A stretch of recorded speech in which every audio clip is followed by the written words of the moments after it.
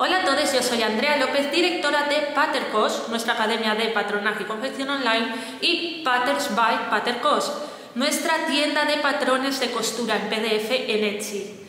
Hoy vamos a contestar una pregunta que nos hace Go Confecciones, pero que yo creo que es una pregunta súper común en el mundo de la moda.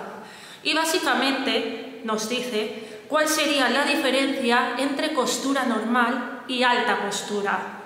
Vamos a ver, yo creo que el término de alta costura es uno de los términos más prostituidos en el mundo de la moda, y es que realmente para que algo se considere alta costura tiene que responder a unos criterios muy específicos. Vamos a repasar estos criterios.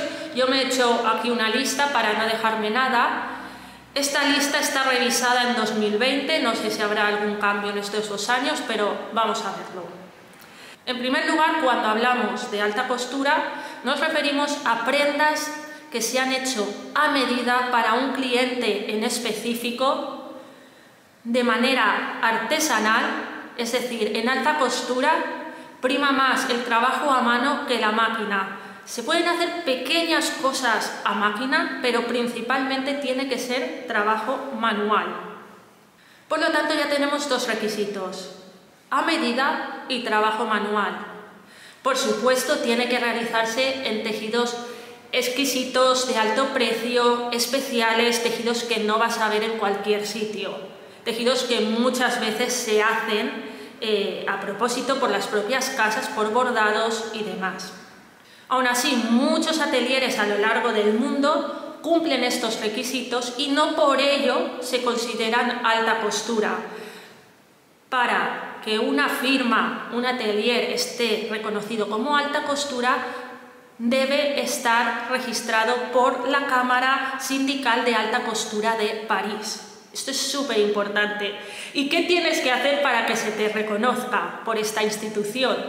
Para empezar, tienes que tener 2 atelieres en París en el que tengas trabajando al menos a 20 personas a jornada completa. Cada prenda tiene que tener al menos 200 horas de trabajo, cada prenda. Además, debes presentar colección de al menos 30 looks 2 veces al año en las semanas de la moda de alta costura.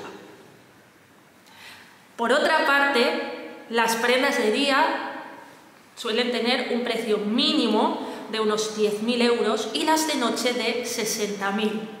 También hay un detalle súper interesante y que la verdad me gusta mucho, y es que la modista que empieza la prenda es la que lo debe acabar. ¿Por qué? Porque realmente cada persona, aunque utilicemos las mismas técnicas de costura, cada persona tiene una forma, ¿no? Digamos una esencia.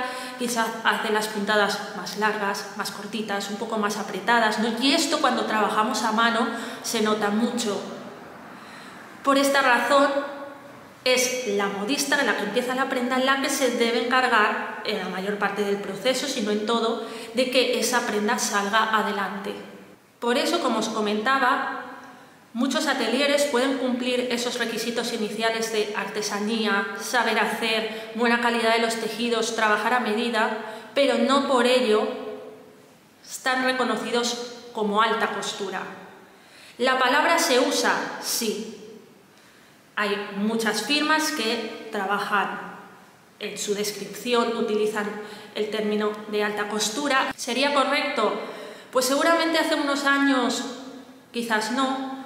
Hoy en día creo que el término, al menos en el contexto general, ha dejado de ser tan restrictivo.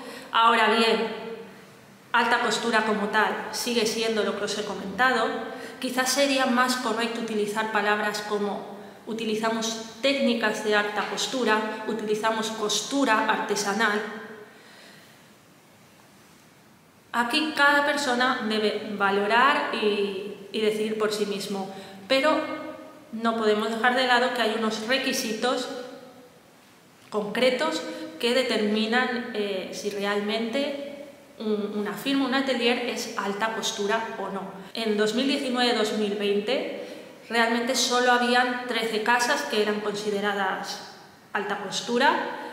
Creo que en estos 2 años se ha añadido alguna más, pero ya veis que es un sector muy reducido, muy exclusivo, y no cualquier persona puede pedir esta clase de prendas o esta clase de servicios. Así que, resumiendo, alta costura es lo que os he explicado, costura sería todo lo demás. Espero que la duda haya quedado resuelta y nos vemos en próximos vídeos.